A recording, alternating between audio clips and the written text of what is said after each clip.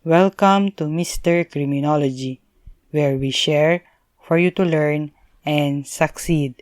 In this video, we will be discussing Article 307 or aiding and abetting a band of brigands.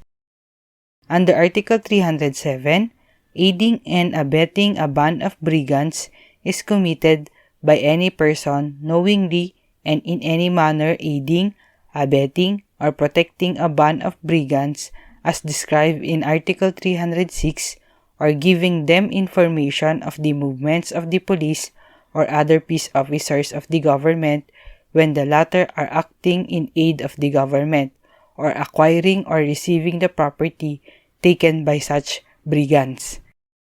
May tatlong elements upang maging liable sa article na ito. First, there is a band of brigands. Na-discuss na po natin sa Article 306 kung ano ang brigands.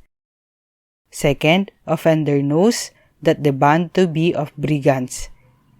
Yung offender dito ay hindi membro ng brigands or brigandage, pero alam niya na yung mga taong yun ay member ng band of brigands. Third, offender does any of the following acts. He in any manner aids, abets, or protects such band of brigands. Si offender ay tinulungan, nagsulsol para gawin ang brigandage o pinoprotektahan ang mga brigands. He gives them information of the movement of the police or other peace officers of the government.